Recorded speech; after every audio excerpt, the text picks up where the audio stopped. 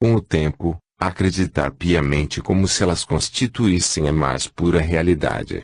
Por esta razão o mundo dos pensamentos constitui um universo de formas e ideias na maioria das vezes fantasiosas, que não corroboram para uma existência nas bases da verdadeira verdade. 76. E como podemos distinguir nossas ilusões das imagens verdadeiras? Ramatiz. Imagens constituem apenas uma ilusão do mundo real. Vosso mecanismo psíquico necessita da imaginação para que possais compreender o mundo onde as verdades imutáveis perduram.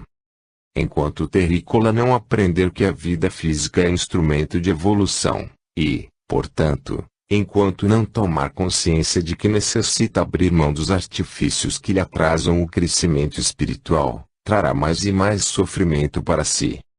Disto surge o desapego, que não consiste em abrir mão de tudo, mas saber utilizar aquilo que possuímos sem que nos tornemos escravos de objetos ou realidades as quais considera o terrícola como padrão de vida. Muitos sofrem por aquilo que não possuem. Queixam-se das oportunidades que não tiveram, das conquistas que lhes escaparam, enfim, daquilo que acreditavam serem merecedores, mas que a vida não lhes deu. Outros, porém, sofrem depois de muito terem conquistado na vida física, vivendo como miseráveis por não saberem como aproveitar o que possuem. Em contrapartida, vemos por aí pessoas que irradiam felicidade, satisfeitas com aquilo que possuem. Estas vivem na mais absoluta fartura, que vem do fundo da alma e não através das aquisições materiais. É exatamente neste ponto que reside o mundo de Maia. 77. Isto nos faria pensar que a imagem de Deus é horrenda enquanto que a imagem do diabo é sedutora. Seria correto afirmar desta forma. Ramatiz. A imagem de Deus se manifesta através do esclarecimento ante os mistérios divinos. Não podemos dizer que se trata de uma imagem magnífica porque nem sempre a verdade é experimentada como algo doce. Pelo contrário, o remédio tem gosto amargo. Entretanto, não podemos cometer o equívoco de afirmar que a imagem de Deus é horrenda, mas que na realidade ela nos causa o despertamento para as verdades imutáveis. Certamente isto nos causará algum sofrimento tendo em vista que todos mantêm ilusões e apegos aparentemente inofensivos, mas que no final das contas, cobram-nos quantias absurdas. Quanto à imagem do diabo, esta sim é altamente sedutora, pois ela nos coloca sempre em posição de xeque. Fez-nos perceber nossos desejos e ambições mais secretas para que neste momento descubramos se estamos preparados ou não para subirmos mais um degrau rumo à escalada evolutiva. E não é fácil resistir às tentações encontradas pelo caminho. 78. Seria algo como encontrar uma pasta contendo grande soma em dinheiro e questionarmos sobre a ética em devolvê-la a seu proprietário ou guardarmos conosco o seu conteúdo. Ramatiz. Exatamente. A ilusão ocorre no exato momento em que imaginais tudo aquilo que o dinheiro ali encontrado seria capaz de comprar. Coisas as quais sempre desejamos ter, mas que nossas parcas condições financeiras não tornaram possível a realização de algum sonho. E naquele momento estamos a um passo de conseguir. Seria possível imaginar o conflito sofrido por algum transeunte que viveu tal situação? Somente depois que o torpor ocasionado pela ambição cede espaço, a lógica dos fatos nos lembra que há toda uma ética por trás daquilo que encontramos na rua, e que aparentemente não pertence a ninguém. Então surgem vários questionamentos acerca da importância do dinheiro para aquele que o perdeu. É nesse instante que a ascensão moral naturalmente nos faz querer devolver o dinheiro ao seu proprietário em vez de tomá-lo para nós. 79. O mundo de Maia nos faz desejar coisas que não nos pertencem. Ramatiz. O mundo de Maia nos faz cobiçar coisas as quais naturalmente não seriam nossas, da mesma forma que nos faz desejar prematuramente algo que num futuro poderia ser conquistado através do mérito. 80. Haveria algum exemplo que ilustrasse tal afirmação? Ramatiz. Armadilhas tais como o conto do vigário, em que um indivíduo apresenta um falso bilhete premiado para um transeunte qualquer, propondo-lhe a venda por um preço infinitamente abaixo do prêmio deste bilhete. Tal circunstância revela para aqueles que nesta armadilha caem um incontido sentimento de cobiça pelo dinheiro fácil. Infelizmente o terrícola ainda se identifica com o pouco trabalho e o enorme rendimento. Por tal razão deseja ganhar muito fazendo pouco. Aí também reside o mundo de Maia. 81. E no campo da afetividade, haveria algum exemplo que demonstrasse claramente a existência de Maia? Ramatiz, este é o campo onde as ilusões não possuem limites. Os relacionamentos terrícolas ainda estão alicerçados na sedução movida pela aparência. O romantismo perdeu sua essência e os casais não se conquistam mais apresentando de maneira mútua seu aspecto mais verdadeiro. Ao contrário, vestem máscaras que provocam encantamento em seus pares, mas que com o passar do tempo sofrem o desgaste natural que culmina com a decepção de uma ou ambas as partes e o consequente divórcio. No campo do sexo, a perda de certos valores, dentre eles o fato de que o corpo físico é instrumento bendito, cedido pelo planeta para que a evolução do terrícola se processe, está sofrendo séria violência cujas proporções em breve o terrícola tomará conhecimento. As energias que movem o campo do sensualismo tiram com grande facilidade a noção do indivíduo em que pesa seu equilíbrio psíquico e lhe torna frágil perante o assédio de espíritos ainda ligados a este tipo de comportamento. Enrodilhado pelas fortes cordas do sexo desregrado, grande parte da humanidade tomará contato com uma nova anomalia psíquica, de proporções devastadoras, sendo um dos grandes desafios para vossos cientistas já neste início de milênio. É necessário, portanto, a busca pelo equilíbrio das energias que permitem à humanidade a perpetuação da espécie. 82. Estes seriam os artifícios criados por indivíduos associados ao nefasto. Ramatiz, nos tempos védicos, havia uma personagem denominada Ravana. Este era a personificação do mal no tocante ao poder de sedução. Ravana conseguia, com alguma facilidade, hipnotizar o mais arguto dos homens pondo diante de seus olhos imagens de seus anseios mais íntimos. Ou seja, se um homem desejava ser rico, Ravana iludia-lhe com holografias geradas a partir de seu grande poder de hipnose. Se, por outro lado, desejava a inteligência, Ravana lhe colocava dentro de uma imponente biblioteca, causando-lhe miragens emocionais cuja realidade apenas os grandes intelectuais seriam capazes de sentir.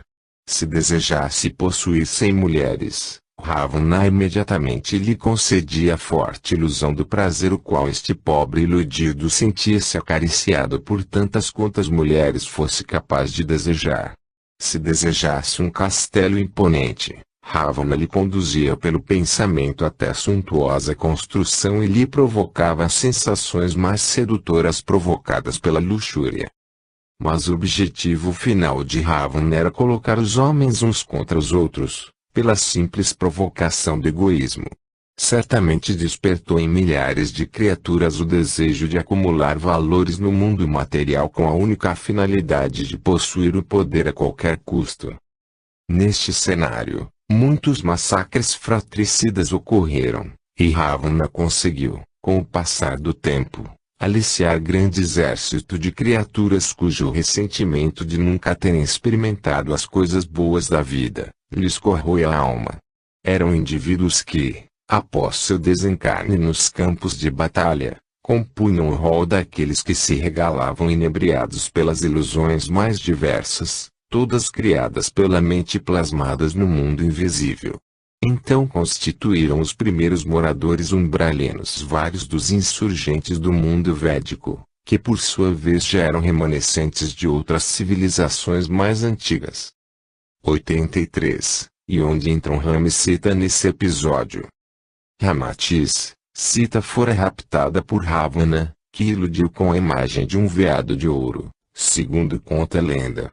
Entretanto, Ravana, que mantinha inúmeros artifícios para melhor convencer as pessoas, causou-lhe grande torpor tendo em vista que Sita havia passado pelas piores provações ocasionadas pelo exílio do reino de Ayodhya, no qual Rama era herdeiro do trono. É como se um indivíduo à deriva em pleno deserto do Saara e prestes a sucumbir pela sede, encontrasse um belo oásis. Levado ao limite, ele trocaria sem sombra de dúvidas a morte pela vida. Algo semelhante ocorreu com Sita. Neste momento teve início uma das mais devastadoras batalhas, retratadas em Ramayana como um massacre em pleno campo de batalha. Na realidade, esta guerra ocorreu no momento em que Rama descobre seu desiderato, de lutar em nome da conquista pela verdade, e no sentido de reduzir ao máximo possível os efeitos da ilusão provocados por Maya. Houve a participação efetiva de milhões de espíritos socorristas em detrimento daqueles que compunham os umbrais astralinos e seu respectivo encaminhamento. Da mesma forma que muitos indivíduos, completamente mergulhados nos prazeres do mundo físico, ao desencarnar formaram um novo contingente umbralino, e desde então os umbrais tomaram a forma qual vos apresentamos nesta obra. 84. A personificação de Ravana consiste no indivíduo ou na manifestação de um sentimento no ser humano. Ramatiz, Ravana consiste nos apegos os quais a humanidade terrícola possui até os dias de hoje. Ele sempre aparece onde a mentira, a ambição, o egoísmo, e outros sentimentos ainda comuns ganham espaço. 85. A função dos umbrais astralinos consiste em promover o despertamento do ser humano. Ramatiz, a função dos umbrais consiste em mostrar para o terrícola sua verdadeira capacidade de criar. Logicamente muitos são vítimas de suas criações aterradoras. Mas não há como extinguir um mundo umbralino sem que o terrícola aprenda a controlar seus veículos de manifestação tais como o pensamento e as emoções. Mesmo porque os umbrais constituem a extensão do pensamento humano. 86. Se os umbrais constituem uma extensão do pensamento humano, ambos possuem uma conexão íntima. Ramatiz, o terrícola constrói seu paraíso ou inferno a partir daquilo que pensa e sente. Ninguém que tenha colhido ao longo de sua existência imagens e emoções distorcidas haverá de viver no Éden após o seu desencarne. Entretanto, apenas pensar em imagens lindas não é o suficiente para garantir um espaço no céu. É preciso que o indivíduo busque o constante aprimoramento, pois o empenho em se melhorar constitui o melhor dos passaportes para mundos superiores. Os vales e abismos. 87. Há fronteiras naturais que separam os umbrais astralinos por regiões segundo as características vibratórias de seus habitantes. Ramatiz, os umbrais possuem complexa geografia. São inúmeros vales separados por montanhas e abismos. Estes obstáculos naturais permitem o melhor acondicionamento de indivíduos segundo seu padrão vibratório. Nas regiões compostas por vales, existem várias cidadelas e metrópoles que abrigam habitantes recém-chegados do mundo físico, de regiões mais profundas ou de colônias existentes nos planos superiores. Estes vales constituem locais de transição, e a maioria de seus habitantes raramente ultrapassa 2 décadas de permanência. São locais comuns onde até mesmo os encarnados podem visitar, seja através do desdobramento espiritual provocado pelo sono, ou pela simples natureza da alma, que apesar da consciência física não conseguir fiscalizar em toda a sua plenitude, transita livremente por vários mundos vibratórios, compatíveis com o estágio evolutivo do indivíduo. É onde geralmente os postos de atendimento e socorro espiritual estão sediados, vista a proximidade dos hospitais astralinos. Ali é possível avistar moradores pacatos nessas regiões que nada possuem de pandemoníacas. Se por um lado estas regiões são relativamente calmas, isto não significa que sua psicosfera seja límpida. Ao contrário, é possível sentir na psicosfera local a angústia e opressão, Características básicas das regiões umbralinas. De igual forma, a atmosfera é carregada e constantemente os vales são tomados por nuvens escuras, fruto do pensamento humano, como que estivessem prestes a provocar um temporal.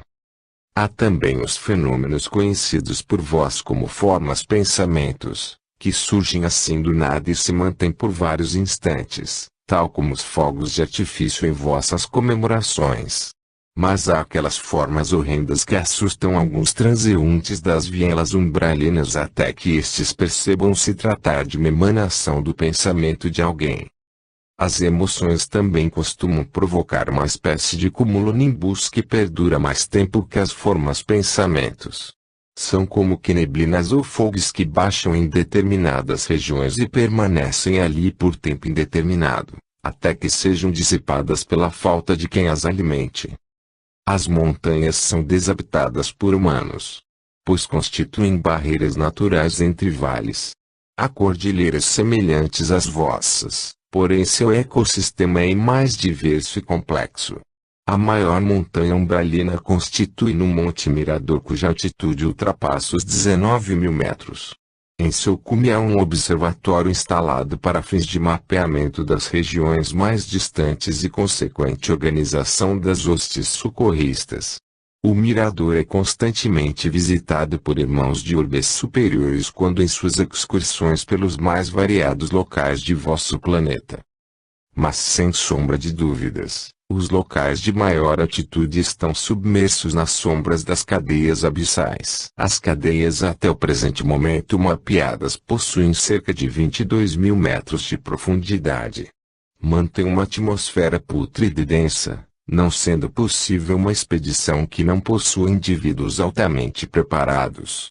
Nestes lugares já se esconderam os mais revoltados irmãos, remanescentes de civilizações já extintas e detentores de grande poder mental. Seu perfil vibratório é inimaginável por vós, tamanha densidade que apresentam.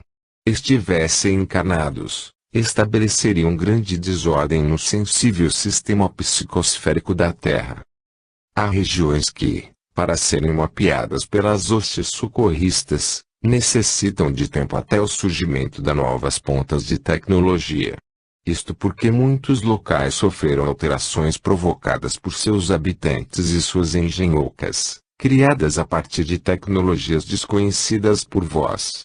O tempo e o desenvolvimento tecnológico em dois mundos, o mundo físico e o mundo espiritual, facultarão acesso a estas regiões. Nestes locais habitam indivíduos que fogem há milênios dos desígnios divinos, e só conseguem se manter em fuga dada a incomensurável capacidade mental que possuem. Certamente serão resgatados para locais mais próximos da superfície umbralina em breve. Nota do revisor: por comparação, a Cordilheira do Himalaia possui algumas das maiores montanhas do planeta, na qual está o Everest, com cerca de 8.000 metros de altitude. Curiosamente, a maior montanha do planeta Terra está submersa nas profundezas do Pacífico, nas Ilhas Marianas, arquipélago pertencente à Micronésia. Neste lugar a profundidade do oceano chega a 11.000 metros. O termo pandemônio é um neologismo criado por Milton, poeta inglês, 1608 a 1674, em seu Paraíso Perdido, para designar o palácio de Satã. Neste caso, pandemônio seria a capital imaginária do inferno. O termo cumulonimbus designa uma nuvem que prenuncia trovoada, de aspecto fibroso, onde podemos encontrar a presença de cristais de gelo. As instituições umbralinas. 88. Há instituições de cunho trevoso nos umbrais astralinos. Ramates, sim. Tais instituições variam de acordo com sua especialização. Há aquelas de tecnologia cibernética, que desenvolvem aparelhos para os mais variados fins, especialmente aqueles que provocam a desarmonização psíquica. São instrumentos de alienação que podem ser conectados no agregado perispiritual com alguma facilidade, e mantidos por longo período de tempo. Há também as instituições que se especializaram no desenvolvimento de novas drogas. No passado estimularam o surgimento de compostos químicos de altíssimo poder destrutivo, com o puro e simples objetivo de furtarem a energia vital ou o comprometimento de várias gerações, impedindo com que a humanidade alçasse voos mais altos. Tudo isso para que se mantenham na condição em que atualmente se encontram, enganosamente libertos da ciranda evolutiva. Outras instituições orientam o surgimento de novas armas belicosas, refinando a tecnologia terrícola, aliados aos seus colegas encarnados. Algumas instituições cuidam de ataques terroristas e outras desenvolveram ferramentas para processos obsessivos mais simples. Em determinadas áreas umbralianas, tais construções se parecem muito com vossas áreas industriais. Entretanto, com o intuito de fazerem a humanidade estacionar, e a arquitetura é das mais variadas. 89. Tais instituições são mantidas por quem? Hamatis. Geralmente foram organizadas por indivíduos rancorosos e ressentidos com as injustiças vivenciadas no mundo físico. Olvidados da realidade em que toda colheita, por mais dolorosa que seja, é fruto de uma semeadura imprudente, entregaram-se à prática do mal, aplicando seus conhecimentos mais nobres para a construção de artefatos ou meios que melhor permitam dificultar a encarnação alheia. Na maior parte das vezes, seus serviços são contratados para fins específicos. Criam artefatos para qualquer um que os pague, independente da culpa ou inocência daqueles que deverão sofrer com suas criações. 90. E qual é a moeda dos umbrais astralinos? Hamatis, energia vital. 91. Como energia vital é obtida? Hamatis, através de vários recursos, especialmente aqueles comumente utilizados em rituais de sacrifícios animais, muito comum aos vossos dias, de oferendas baseadas em alimentos, minerais ou objetos íntimos das pessoas visadas. Qualquer objeto que tenha sido manipulado por um ser humano, carrega uma boa quantia de energia vital que haverá de se consumir por conta própria a partir de certo tempo. Entretanto, muitas roupas mantêm a energia de seus proprietários por longos anos.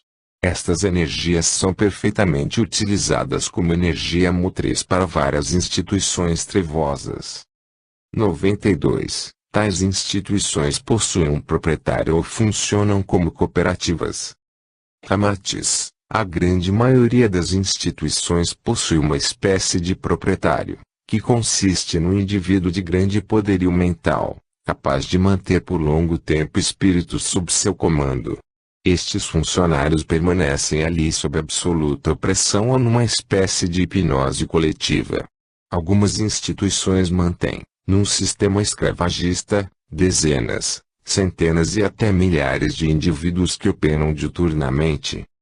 Mas há também as cooperativas, que consistem na junção de vários gênios do mal, especialistas do mais alto gabarito, porém voltados para os propósitos nefastos. Cooperam para o surgimento dos mais complexos equipamentos astrais, utilizados em larga escala como apetrechos de obsessão espiritual. 93. Se torna difícil acreditarmos em tal realidade.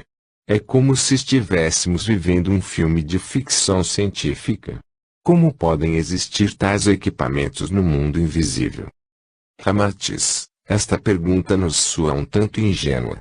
Ora, se o mundo físico é a reprodução quase que fiel daquilo que existe no mundo invisível, sendo daqui que as coisas tomam forma, como podeis duvidar que no mundo espiritual alguns dos maiores gênios de todos os tempos residem há muito tempo? Afinal de contas, para onde vamos todos após a morte física? Quanto à elaboração de sofisticados aparelhos, da mesma forma que em vosso mundo os eletrodomésticos e aparelhos eletrônicos são desenvolvidos, e há tecnologias que permitem a transmissão de dados através da fibra óptica, aqui há equipamentos imensamente mais sofisticados, esperando que a humanidade se transforme para que possam ser materializados através das mãos de vossos cientistas e pesquisadores. 94. haveria uma finalidade única comum a todas as instituições umbralinas. Ramatiz, todas elas operam no sentido de promoverem o máximo possível de acúmulo de energia vital, utilizada em larga escala como forma de manter tanto os seus propósitos, e também fortalecer indivíduos vinculados com as trevas.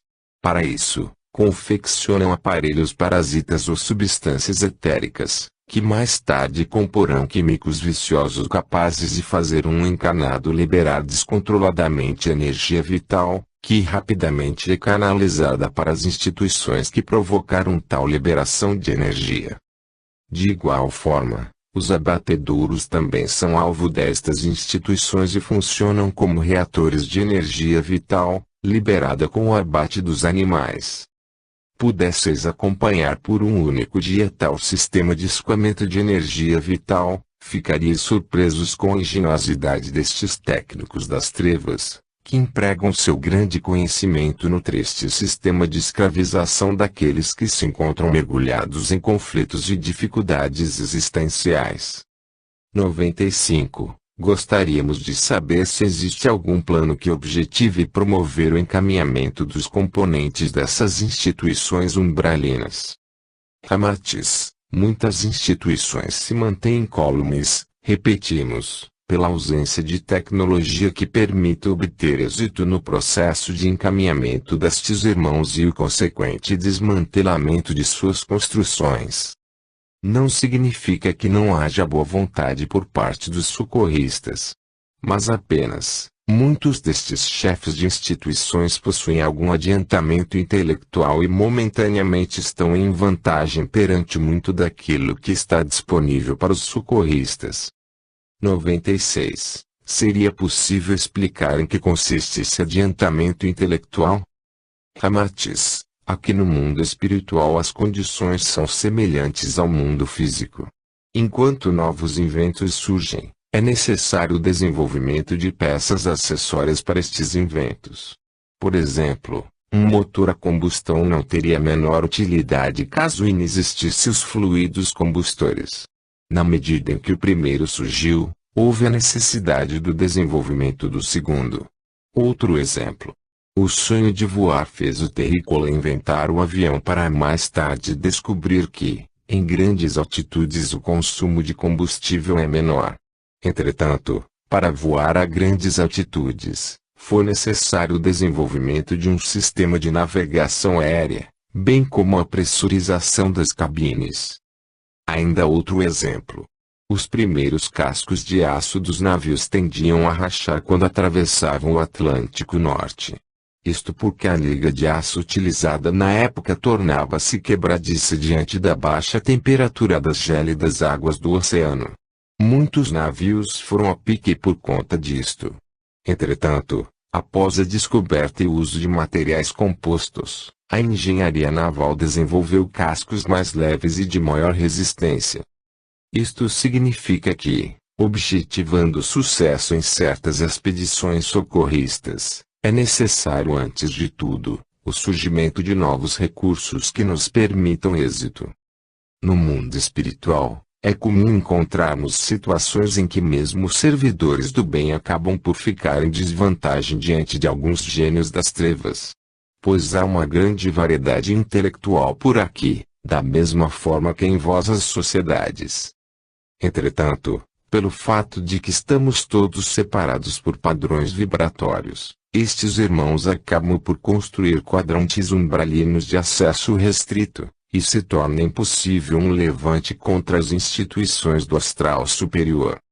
O trabalho de resgate se torna um tanto difícil, especialmente porque a força não é empregada em momento algum. Tendemos ao diálogo pacífico e ao esclarecimento, ponto forte para a verdadeira transformação do ser. 97. Seria por esta razão, pela ausência de tecnologia que muitos irmãos permanecem como que aprisionados em determinadas regiões do astral inferior. Ramatiz, certas realidades umbralinas perpassam a noite dos séculos sobrevivendo ante a mais absoluta falta de uma logística adequada que permita o correto encaminhamento de seus moradores, dadas as condições lastimáveis em que se encontram. Com alguma sorte, precisam esperar até que surjam métodos e sistemas de socorro perfeitamente de acordo com a sua situação vibratória. Esta é a principal razão dos umbrais estarem com um nível populacional avançado. Fosse diferente, já teríamos completado o trabalho de socorro. 98. Em qual região umbralina estão localizadas essas instituições? Ramatiz. Várias instituições se localizam nas zonas abissais onde o acesso é quase que impossível. Encostadas nas paredes dos abismos, constituem grande desafio até mesmo para seus integrantes, que constantemente necessitam dali sair para a realização de seu infeliz trabalho na superfície dos umbrais, próximo ao plano dos encanados. Tais regiões são muito pouco visitadas, exceto por aqueles que participam das falanges umbralinas, e, portanto, conhecem profundamente a região. Ao descer o imenso despenhadeiro, a luz do dia perde sua força de alcance, assemelhando ao fundo do mar onde a escuridão o guarda criaturas pouco ou nada conhecidas por vossa ciência.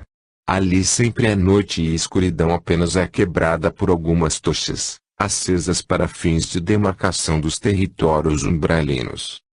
Todos os habitantes destas regiões abissais desenvolveram forte percepção para transitarem nos rochedos íngremes, em meio à total escuridão. Conseguem enxergar no escuro como se fosse um entardecer de vossos dias, onde a meia-luz ainda permite o alcance da visão até a relativa distância.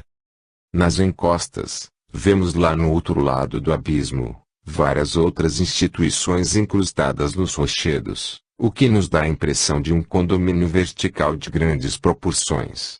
Há fogueiras acesas para sinalizar a demarcação territorial, e num momento de grande movimentação abissal, tais regiões lembram em muito um formigueiro humano, semelhante à intensa busca pelo ouro, na Serra Pelada, em vosso país. 99. Sendo de difícil acesso, qual a razão do intenso movimento de indivíduos nestas regiões abissais? Ramatiz. Tais instituições, apesar de serem especializadas na prática de atos nefastos, mediante alto pagamento, fornecem aos espíritos viciosos uma série de substâncias capazes de lhes manterem na alienação. São estes infelizes irmãos viciados em drogas astrais, cujo efeito é 1000 vezes pior que a droga mais pesada existente em vosso planeta. O esquema de tráfico possui uma organização semelhante àquela que existe no crime organizado, mas ganha infinito espaço em meio às regiões abissais, consideradas uma espécie de terra de ninguém. Por ironia e desprezo aos desígnios divinos, diz-se por aquelas bandas que as regiões abissais consistem no local esquecido por Deus, tamanha desolação de seus habitantes cujo vício se tornou a razão de viver. 100. Há instituições trevosas localizadas nos vales umbralinos, ou estas somente se instalaram nas regiões abissais? Ramatiz. Uma vez que se instalassem nas regiões de mais fácil acesso tal como nos vales, o desmantelamento destas organizações seria facilitado. É por estarem localizadas nas fendas mais profundas que o resgate é realizado aos poucos, repetimos, por equipes especializadas. 100. Sabemos da existência de instituições que trabalham com a prática da magia negra. Quais são as condições dos indivíduos que delas participam? Ramatiz. Atualmente existem centenas de instituições que prestam serviços através da prática magística. São sacerdotes corrompidos que oferecem o conhecimento mais nobre adquirido em templos sagrados do mundo antigo, olvidados que um dia a justiça divina os alcançará. Há duas instituições às quais há quase um século estamos trabalhando no sentido de enfraquecer seu esquema operacional e proceder com o encaminhamento de seus líderes. Foram eles nossos companheiros em tempos remotos, com infinito pendor para o bem, mas que no meio do caminho acabaram optando pela prática incessante do mal. 101. Estivestes ligados a estes irmãos em tempos remotos? Ramatiz. Mesmo sabendo que nossa escolha pendeu para a luz, e entristecidos pela perda de tão adorados irmãos, seguimos nosso caminho evolutivo, na certeza de que um dia haveríamos de nos encontrar novamente. Após esta longa espera que já superou a marca dos 23.000 anos, recebemos a liberação do alto para que pudéssemos intervir em nome de Jesus, com o intuito de alertar estes irmãos sobre as mudanças planetárias. Não podia ser diferente. Mesmo que estes irmãos estivessem identificados com as práticas nefastas, não deixaríamos de tentar o toque fraterno, e, quem sabe, trazê-los de volta para o caminho da luz. Para a realização desta tarefa, escolhemos permanecer no astral de vosso país, por ser de inestimável vibração amorosa. O Brasil é uma pátria abençoada, de valores mil. Não há outro lugar que pudesse nos ter fortalecido a ponto de partirmos em busca destes queridos irmãos, cuja noite dos milênios e as escolhas diferentes acabaram por nos separar. Ademais, nos dias de hoje, encontram-se reencarnados no Brasil a maioria daqueles que foram nossos companheiros de jornada. 102. E quais seriam estas instituições? Ramatis. A primeira delas se chama Falange da Serpente Vermelha. Seus altos sacerdotes usam a dalmática escarlate, inconfundível aos olhos do mais novato socorrista. Esta falange opera essencialmente com a prática da alta magia corrompida, para fins bélicos. Seus componentes, indistintamente possuem altíssimo poder mental, do mais graduado ao mais inexperiente. Em suas experimentações encontra-se o desenvolvimento de minúsculos equipamentos de poder destrutivo, que podem ser implantados na sutil estrutura perispiritual, e causando uma série de desarmonias mentais, emocionais e com o passar do tempo, físicas, constituindo os mais assustadores instrumentos de reações anômalas. Para que se tenha uma ideia de seu poderio, a Serpente Vermelha produz um equipamento nanométrico apelidado por eles como globulímetro. Trata-se de um poderoso agressor do sistema imunitário que desordena a produção dos leucócitos, com grandes propensões ao desenvolvimento da leucemia. Não há interesse, por parte desta instituição, em produzir o globulímetro em larga escala. Eles só testam seu potencial para fins de análise dos sistemas organizacionais das nações bélicas. É como se o globulímetro constituísse num equipamento de avaliação, que aponta com grande margem de segurança as vulnerabilidades militares e propõe a melhor estratégia de ataque. Na prática, a Falange da Serpente Vermelha é chefiada por um antigo conhecido nosso, desde os tempos em que o continente Atlante abrigava as mais inteligentes almas que já pisaram o solo terrícola. Envolvido nas piores guerras que assolaram a Eurásia, sua última encarnação se deu sob a personalidade de Átila, Huno. Desde então, após seu desencarne, fundou a Falange da Serpente Vermelha, que atua no mundo árabe, levando o ódio e a provocação às nações do mundo. A outra instituição, sem um nome específico, especializou-se na prática do desvirtuamento através do sexo. Seu principal integrante fora no passado outro líder bárbaro, conhecido pelo apelido de Tamerlane. Sua perspicácia e capacidade de antever certos acontecimentos, ao formar sua falange, cujas práticas foram mudando com o tempo, e tendo conhecimento de que as hostes do bem um dia haveriam de alcançar a região mais profunda dos umbrais, tratou de arquitetar uma estratégia que pudesse dificultar ou comprometer a eficácia das expedições de socorro, especialmente daquelas compostas por equipes mediúnicas. A ideia de Tamerlane recaiu sobre a prática do sexo desregrado e o desvirtuamento dos valores morais. É possível que num futuro próximo, vários indivíduos promíscuos manifestem características mediúnicas relativamente fortes. Todos sob influência de Tamerlane, em maior ou menor grau de comprometimento. Sua falange atua nos umbrais do Brasil e de lá partem as ordens para que processos obsessivos pesadíssimos sejam executados de maneira impiedosa, Isto para que não sobrem médiuns aptos a realizar socorros nas regiões mais profundas onde se encontra a base da falange de Tamerlane, e outras cuja necessidade de encaminhamento se faz urgente. Por se tratar de um país comprometido com as práticas espirituais, o Brasil possui uma ligação especial com este irmão e seus infelizes seguidores. Assim como Átila, Tamerlane obteve nos tempos atlantes uma belíssima oportunidade para ascender espiritualmente. Entretanto, apegado aos desejos mais viscerais que lhe faziam desejar ardentemente o poder, seguiu por outros caminhos. 103. E qual seria o tempo estimado para que o encaminhamento destes irmãos e suas respectivas falanges se processem? Ramatiz, sabemos que o trabalho é contingente e sem prazo para encerrar.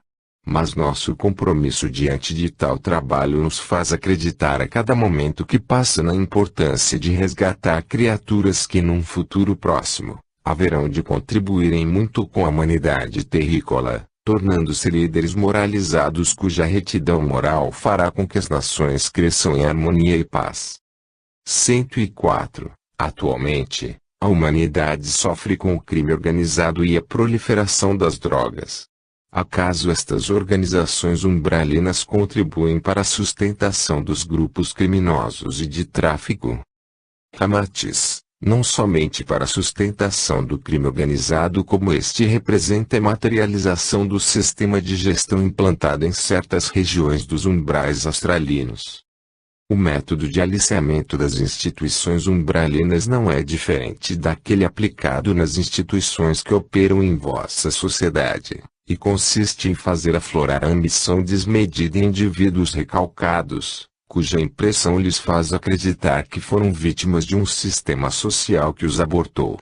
Cientes de suas capacidades intelectuais, julgam-se mal aproveitados pela sociedade, e acreditam serem merecedores de uma vida melhor a qualquer custo. Entretanto, esta vida melhor está baseada na aquisição de coisas materiais e na destruição do patrimônio alheio, pois não suportam enxergar a felicidade que irradia de seus semelhantes, preferindo destruí-los a aceitar que todos têm os mesmos direitos perante Deus.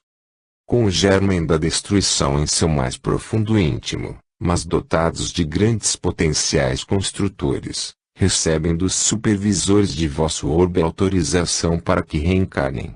Muitos destes irmãos ganham oportunidades maravilhosas e acabam surgindo no seio de famílias amorosas, com boa estrutura afetiva e econômica.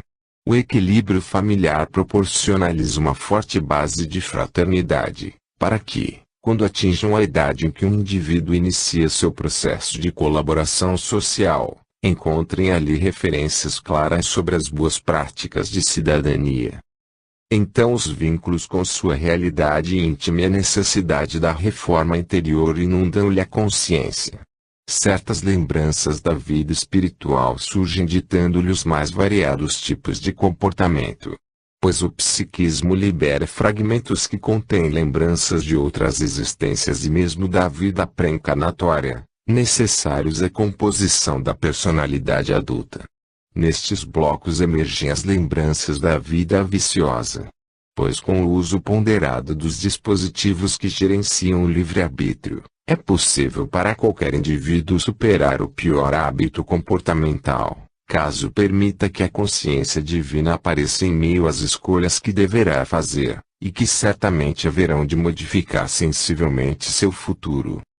Neste período deverá o indivíduo sofrer com as dificuldades sociais, pois no mundo físico sofre o espírito as mais drásticas limitações, e muitos irmãos infelizmente optam pelo atalho, e descobrem que aquele ditado mundo é dos espertos, embora lhes faça permear o submundo da ética, faz enorme sentido no tocante à vida capital.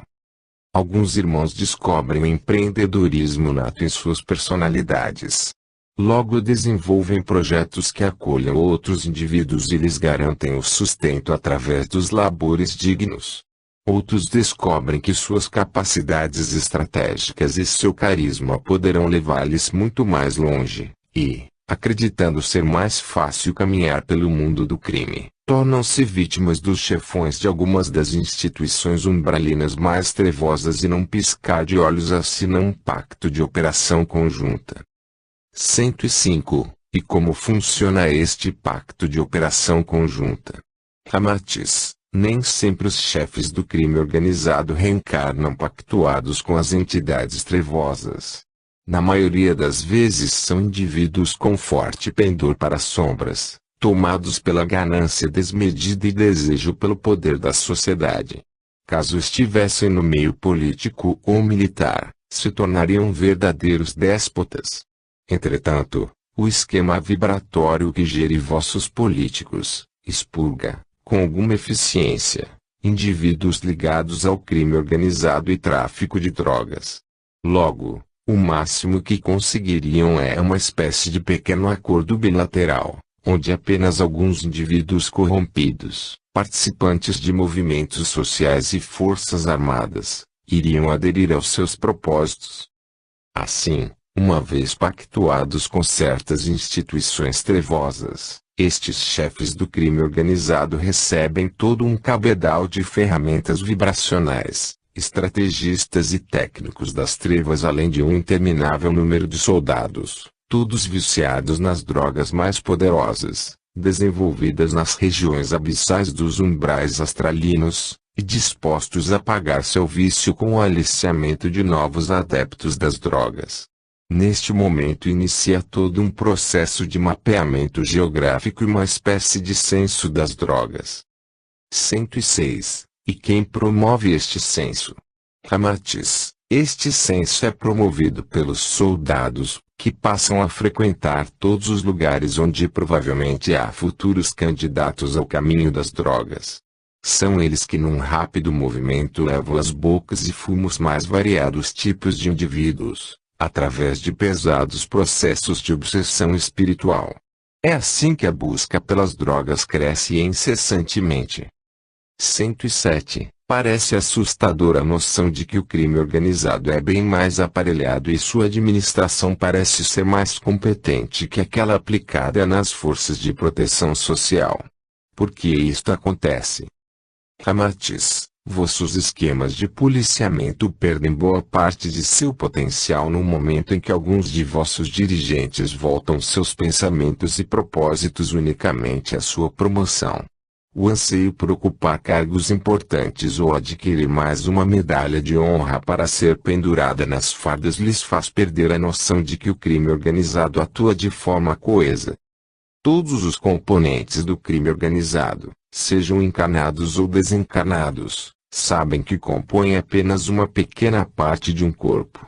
São como que formigas a cooperarem pela sobrevivência de sua colônia, enquanto que vossos governantes e autoridades necessitam utilizar a mesma estratégia, porém, aplicando-a para o bem da nação. Há outro fator que infelizmente desequilibra a balança social. É que o terrícola ainda está sintonizado com certas práticas ilícitas de menor poder ofensivo. E as pratica sem o menor pudor. Tais comportamentos, apesar de parecerem inofensivos, enfraquecem todo o sistema de organização social e fortalecem o crime organizado. Pois este se baseia nas brechas sociais. E elas são muitas. 108. Notamos a presença de crianças empunhando armas, traficando drogas, conscientes de que fazem parte do crime. O que dizer sobre isto? Ramatiz. Infelizmente estas crianças mergulharam no conceito de que a existência do crime e o consumo de drogas é algo absolutamente normal em todas as sociedades. Isto porque quando nasceram tal prática já existia. Mas é possível fazê-las desistir deste infeliz caminho. 109. E como isto seria possível, já que muitas destas crianças sustentam pais desempregados e irmãos, e ainda, sabem que o dinheiro ganho com a participação no tráfico é muito maior do que aquele dinheiro ganho com o trabalho honesto. Reconhecemos que sem uma oportunidade justa de emprego para estes irmãos, algumas gerações correrão o risco de perpetuar o trabalho destas organizações criminosas. Qual vossa opinião sobre isto? Ramatiz, não somente vossos governantes, mas também toda a sociedade precisa empenhar-se na recuperação de áreas importantes. Aspectos como a fome e a miséria precisam ser revistos urgentemente. Pois a fome constitui uma condição natural de todo e qualquer ser vivo. E a miséria é uma situação imposta. Estes irmãos não vivem sob estas condições porque querem, mas porque não dispõem de alternativas para melhorar sua situação. Logo, os investimentos destinados à aquisição de bolsas alimentares, no dia seguinte haverão se extinguido e a necessidade de nova bolsa se fará tão urgente quanto no dia anterior. É preciso plantar no homem a consciência de que a formação moral não se dá nas ruas. Que as melhores universidades deveriam abrir suas portas aos mais necessitados. Pois sem oportunidade para fazerem aflorar seus potenciais inatos, jazem às margens de uma sociedade cada vez mais rigorista e seletiva. Cremos que a moeda do terceiro milênio será a fraternidade. Mas para que isto ocorra, deverá o terrícola aplicar seus recursos intelectuais levando a oportunidade para estes irmãos e fazendo com que eles descubram em seu interior pérolas que até então sequer sonhavam possuir. E através do pensamento fraterno e universal que as frentes trevosas chegarão à ruína. Os anticristos. 110. Gostaríamos de saber vossa opinião sobre o que vem a ser um anticristo. Ramatiz. Um anticristo pode ser considerado como aquela pessoa que age sem escrúpulos contra o equilíbrio do meio em que vive, furtando os direitos humanitários de outrem a qualquer custo ou seguindo suas ambições sempre desmedidas. Embora a humanidade tenha presenciado ao longo dos tempos várias personificações do anticristo, estes irmãos possuem um histórico evolutivo a ser levado em consideração. Certamente não podemos consentir que seres humanos exterminem a si mesmos, da mesma forma que os atentados contra a fauna e flora também constituem um verdadeiro ato anticrístico. Entretanto, o terrícola costuma perceber traços de desrespeito à vida apenas quando ocorrem assassinatos em massa, ou quando líderes tiranos se erguem ao poder após comandarem verdadeiro massacre fratricida. Cabe-vos lembrar de que a personagem do anticristo está contida no Apocalipse de João Evangelista recheada de mitos e lendas. Sabemos que o bem é o estado natural de qualquer criatura. Ela só se permite tomar pelo mal por desconhecimento das leis superiores, e certamente todo e qualquer mal serão sempre temporários, mas existirá em todos os tempos da humanidade. Pelo menos enquanto estiver o terrícola em meio às profundas transformações, lições obrigatórias na escola da vida. Não vos assusteis quando citarmos personagens históricos, mas que tiveram comportamentos que caracterizam o anticristo. Pois conforme já vos falamos sobre o anticristo apocalíptico, este faz referência a todo um conjunto de comportamentos que contrariam os ensinamentos do Cristo Jesus no momento em que tentam romper o acordo de paz, direito de cada ser vivo existente no universo. 111. Quando pensamos em anticristo, vêm-nos à mente vários indivíduos que fizeram história espalhando o terror pelas nações as quais faziam parte. Poderíamos citar Átila, Gengis Khan, Tamerlane, Hitler, dentre outros que nos escapam da memória. É correto associar estas pessoas ao papel do anticristo. Ramatiz, sem sombra de dúvidas. Entretanto, não podemos esquecer que todos eles, sem exceção, são filhos de um mesmo pai, e, portanto, nossos irmãos siderais. Há várias razões que levam um indivíduo a adotar comportamentos que caracterizam a personificação do anticristo. A mais visceral destas razões se chama ambição. Mas ela, por si só, não é o suficiente para que um ser humano chegue ao poder e se torne o flagelo de toda uma sociedade.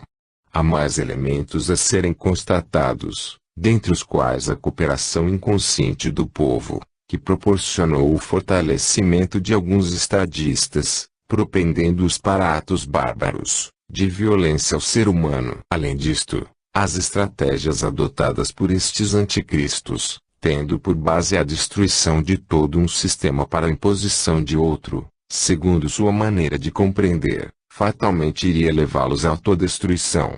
Pois a natureza se reorganiza após a mais severa das catástrofes, espalhando a vida pelas terras devastadas.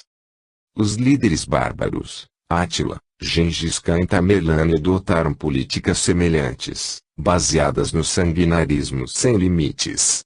Enquanto Átila era mais visceral, ou seja, adepto da violência mais assustadora, Tamerlane, por sua vez, utilizava o intelecto para desenvolver os mais variados requintes de crueldade.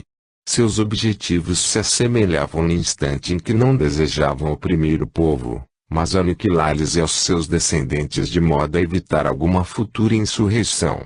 Embora o sanguinarismo construísse sua fama, em seu mais profundo e íntimo existia o germe da paz, comum a todos os seres humanos. Hitler adotou a política do extermínio como forma de mostrar ao mundo que, se preciso fosse, não pouparia uma única vida até atingir seus confusos objetivos. Segundo suas intenções, caso a Alemanha perecesse, não deveria sobrar nenhum dos melhores espécimes da raça ariana, mas apenas os mais fracos. Quanto à confusão de seus propósitos, é curioso observar que a raça ariana deveria possuir características das colossais estátuas gregas. Ou seja, todos os exemplos os quais o Führer se baseou constituíam indivíduos miscigenados segundo conta a mitologia grega. Pois sua beleza era consequência da impureza de seus genes. Pois na condição de estadista, ele não possuía a menor visão de onde queria chegar, exceto pelo fato de que seu carisma contagiava aqueles que sonhavam com uma pátria independente, livre das dificuldades sociais. Logo, sua oportunidade reencarnatória poderia ter sido mais bem aproveitada, se aqui podemos assim dizer, na condição de qualquer outro posto exceto a de chanceler. Suas especiais condições intuitivas e mediúnicas lhe dariam todo o suporte caso optasse por se tornar ferramenta do alto. Pois vivera numa época em que o planeta estava iniciando um novo ciclo e todas as forças siderais convergiam para a voz. Invariavelmente o mal poderia se espalhar com a mesma força que o bem. Apesar da catástrofe, Hitler fez cumprir um dos mais importantes resgates kármicos provocados desde os tempos bíblicos, a partir das conquistas do rei Davi sobre os mais diversos povos do Oriente Médio, dentre eles os prejudicados povos do Moabe, os Moabitas, e os filhos de Amon, Amonitas. Seguindo as instruções do Evangelho, que referendam a necessidade do escândalo, certamente aqueles que, estando à frente de movimentos bélicos, causaram morte e destruição por onde passaram, a tempo e modo haverão de prestar contas junto à contabilidade sideral, compreendendo que a lei de ação e reação alcança até mesmo a menor partícula cósmica. Num futuro próximo, saberá o terrícola melhor avaliar tais acontecimentos. 112. E como estes homens conseguem obter prestígio e forças suficientes para chegarem ao poder das nações? Ramatiz, desde os mais remotos períodos, a humanidade busca indivíduos que se constituam líderes políticos ou religiosos. É esta a necessidade que torna as nações vulneráveis ao aparecimento de governantes tiranos. Possuem grandes condições de catalisar e promover uma assombrosa dinamização das energias viscerais oriundas da grande massa social. Ou seja, uma população que clama por vingança de alguma opressão sofrida alhures, ou que se ressente de suas condições socioeconômicas, fortalecerá um governante belicista. Há nações cuja alma necessita ser transformada com certa urgência. Pois mesmo com a saída de governantes belicosos e com eventual entrada de outros mais ponderados, a estrutura sistêmica dessas nações possuirá em seu âmago o desejo incontido pelas guerras. 113. Como funciona a dinamização de energias que se encontram orbitando no seio das nações, e que acabam por fortalecer certos governantes em relação à busca pelo poder através das guerras ou golpes econômicos. Ramatiz, Estes dinamizadores humanos são como que antenas e captar o sinal ininterrupto do anseio pela transformação. Embora este anseio nem sempre se baseie nos princípios crísticos, entretanto serve de profunda inspiração para alguns indivíduos cujo centro vital está projetado para fora de sua personalidade. São os patriotas ardentes, que possuem grandes condições de aliciar colaboradores em meio a uma grande multidão